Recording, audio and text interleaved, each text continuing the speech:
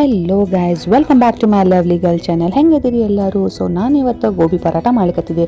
Very tasty and very easy. So ನಾನಿಲ್ಲಿ boil ಮಾಡ್ಕೊಂಡು ಇಟ್ಕೊಂಡಿನಿ. ಚೂರು ಅರಿಶಿನ ಉಪ್ಪು ಹಾಕಿ ಸ್ವಲ್ಪ ಸೈಡ್ ಬಾಯ್ಲ್ ಮಾಡ್ಕೊಂಡು ಇಟ್ಕೊಂಡಿನಿ ನೋಡಿರಿ. ಆ್ಯಂಡ್ ನೆಕ್ಸ್ಟ್ ಇದನ್ನು ಮಿಕ್ಸರ್ ಮಾಡ್ಕೋಬೇಕು. ಸ್ವಲ್ಪ ಮಂದಿ ಹೆರ್ಕೋಬೋದು, ಇಲ್ಲ ಮಿಕ್ಸರ್ ಮಾಡ್ಬೇಕು. ಅಬಡ ಜಬಡ ಹಂಗೆ ಮಿಕ್ಸರ್ ಮಾಡ್ಕೊಂಡು ಇಟ್ಕೋಬೇಕು.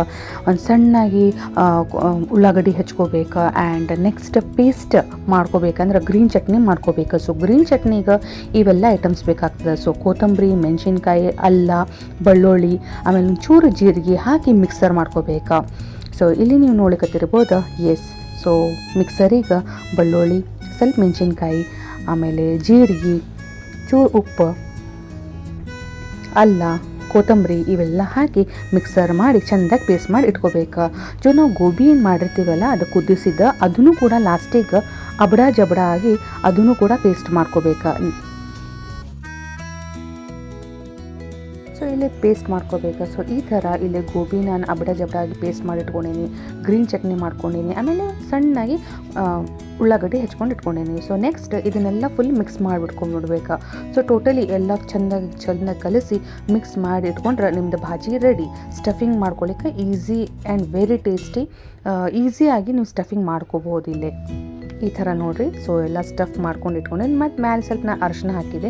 ಸ್ವಲ್ಪ ನನಗೆ ಎಲ್ಲೋಯಿಶ್ ಕಾಣಬೇಕು. ಪರೋಟ ಎಲ್ಲೋಯಿಶ್ ಇದ್ದರೆ ಭಾಳ ಚಂದ ಅನಿಸ್ತದೆ.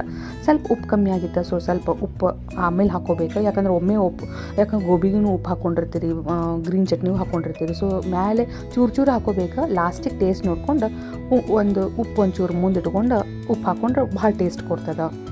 ನೆಕ್ಸ್ಟ್ ಇಲ್ಲೇ ಜೀರಿಗೆ ಪೌಡರ್ ಹಾಕಿದ್ದೆ. ಜೀರಿಗೆನೂ ಹಾಕಿರ್ತೀವಿ, ಬೇಕಂದ್ರೆ ಇಲ್ಲಿ ಜೀರಿಗೆ ಪೌಡರ್ ಆ್ಯಡ್ ಮಾಡ್ಕೊರಿ. ಆಮೇಲೆ ಕೊರಿಯಂಡರ್ ಪೌಡರ್ ಅದನ್ನು ಕೂಡ ನಾನು ಇಲ್ಲಿ ಹಾಕಿದ್ದೆ. So this is coriander powder. ಇದು ಕೂಡ ಆ್ಯಡ್ ಆನ್ ಮಾಡಿರಿ. ಬೇಕಂದ್ರೆ ಆ್ಯಡ್ ಮಾಡಿರಿ, ಎಲ್ಲರೂ ಸ್ಕಿಪ್ ಮಾಡಿರಿ. ಬಟ್ ಆ್ಯಡ್ ಮಾಡಿದರೆ ಭಾಳ ಟೇಸ್ಟ್ ಕೊಡ್ತದೆ.